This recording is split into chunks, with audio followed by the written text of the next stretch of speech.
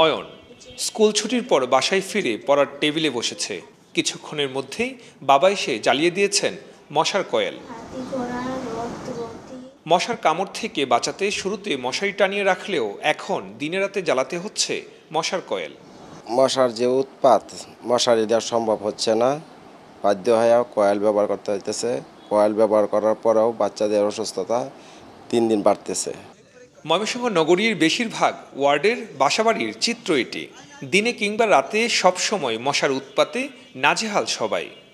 Fan ছাড়ি তাও মশা কমে না, কয়েল ধরায় মশারি টানায় তাও ঘুমাইতে পারি না, খুব অসুবিধা আছি। সন্ধ্যার পরে আমাদেরকে অনেক মশার একটা অত্যাচারের মধ্যে আমরা থাকি। এমনি তো বাঁচি না, পেটে ভাত খাইতে পারি না, আবার যদি মশা কামড়ায় রুগী হই তো আমার ফ্যামিলি বাসা দেবো বাঁচতে। তথ্য মতে ময়মনসিংহ নগরীতে 2 অর্থ বছরে মশক নিধনে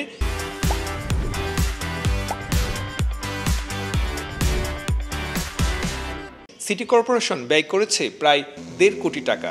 তবু সিটি কর্পোরেশনের ড্রেন আর খাল যেন মশার আবাসস্থল। প্রশ্ন উঠেছে সিটি কর্পোরেশনের ছিটানো ওষুধের মান নিয়েও। এরা তো আয় ওষুধপাতি দেওয়া হয়ে যায়, দেওয়া হয়ে গেলে কি হবো, তার 2 দিন পরে আবার মশা এই আগের মতোই। মশার ওষুধের ক্ষেত্রে দেখা যাচ্ছে ওষুধ দিচ্ছে কিন্তু ওষুধটা কোনো কাজে লাগছে না। মশক নিধনে আসলে সিটি কর্পোরেশনের কোনো কার্যকর পদক্ষেপ আগেও দেখিনি, এখনও দেখছি না। কিছুদিন পর পর ধোঁয়া আচ্ছন্ন করে এই নগরবাসীকে মশক নিধনের এক প্রকার ঔষধ ছিটাতে দেখা যায়, কিন্তু সেখানে আমরা কেরোসিনের গন্ধ পাই।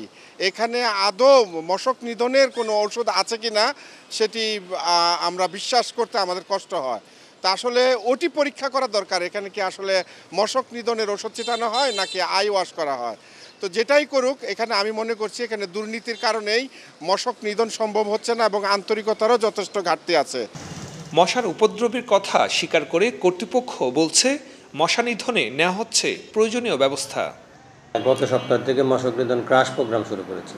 6টা ওয়ার্ড একবারে লার্ভিসাইড সকালবেলা বিকালবেলা অ্যাডাল্টিসাইড প্রয়োগ হচ্ছে, পাশাপাশি লিফলেট বিতরণ হচ্ছে এবং বাড়িতে বাড়িতে আমাদের লার্ভা শনাক্তকরণের টিম কাজ করছে। আজকে আমি নিজেও বাইরে গিয়েছি, আমাদের আরও অন্যান্য আঞ্চলিক নির্বাহী কর্মকর্তাগণ ফিল্ডে গিয়েছেন, ওরা নিজে লিফলেট বিতরণ করেছেন, মানুষকে সচেতন করেছেন এবং আমাদের এই প্রোগ্রাম দেখে আসছেন।